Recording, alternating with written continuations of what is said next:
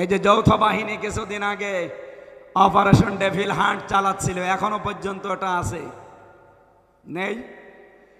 যৌথ বাহিনী দেখলে খুশি হয় ইমানদারেরা, আর ভয় পায় যারা খুনি, যারা দুর্নীতিবাজ, আর যারা জুলুমবাজ তারা। সূরা আহজাবের 22 নম্বর আয়াতে আল্লাহ দিয়েছেন আলাম্মা রাল মুমিনুন আল আহজাব। আহজাব মানে যৌথ বাহিনী, আহজাব মানে কি?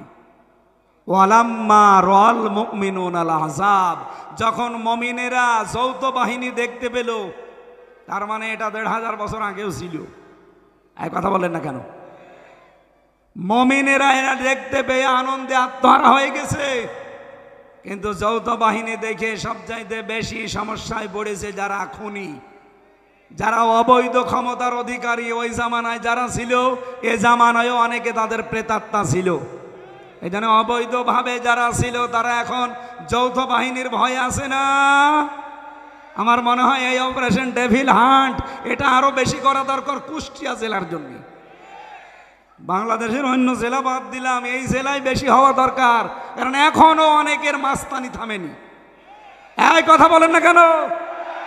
এ কবুর হাটে নেই, অনেকে এখনো ওই ওদের মতোই আচরণ করছে। ডেভিল হান্ট কেন চালু হয়েছে? ডেভিল মানে শয়তান, হান্ট মানে শিকার, শয়তান শিকার। আমরা চাই শয়তান সব শিকার হয়ে যাক। কথা বলেন ঠিক কিনা? এই জন্য ডক্টর মোহাম্মদ ইউনূস খুব তাড়াতাড়ি একটা একটা করে গজব ডেকে নিয়ে আসতেছে। কিন্তু কিছুদিন আগে আযাবুল বুলডোজার নাজিল হয়েছিল। এটার নাম কি বলেন বলেন?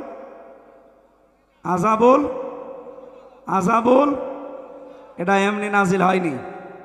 সাতক্ষীরা, চাঁপাইনবাবগঞ্জ, চট্টগ্রাম এই জেলাগুলোতে তাকান, 2013 সালে হাজার হাজার মুসলমানদের বাড়ি ঘর বুলডোজার দিয়ে মাটির সাথে অনেক জালেম মিশিয়ে দিয়েছে। আল্লাহ সেই প্রতিশোধ নিয়েছে 25 সালে ফেব্রুয়ারির 5 তারিখে। এটা শুধু শেষ হয়ে গেছে তা না, এখনো সামনে যদি কেউ উস্কানি দেয়, আযাবুল বুলডোজার হয়তো নাজিল হবে না, ডেভিল হান্ট আসবে না, অন্য কোনো আযাব কিন্তু আবার সামনে চলে আসবে। এই জন্য আপনারা সাবধান হবেন, কারো উস্কানিতে পা দেওয়া, আরো বলেন মুস্কানিতে পা দেওয়া। অনেকে পা দিচ্ছেন। যৌথ বাহিনী যদি ধরে না, পেছনে এমন ভাবে লাল করে দেবে বাদরের পেছনের মতো। গোপালগঞ্জে লাল করেছিল না কিছুদিন আগে? ওই সময় শুনতাম গোপালগঞ্জ থেকে ঢাকায় আসবে, বসে আসলে 300 টাকা, দাঁড়িয়ে আসলে 1000 টাকা। এটা যদি গোপালগঞ্জের জন্য হয়, গোপালগঞ্জ থেকে ঢাকা খুব বেশি দূরে না, আমাদের কুষ্টিয়া থেকে আরো দূরে, সুতরাং ঢাকায়ও যেতে পারবেন না। এমন লাল করবে, বসে গেলে 1000 টাকা, দাঁড়িয়ে গেলে 2000 টাকা।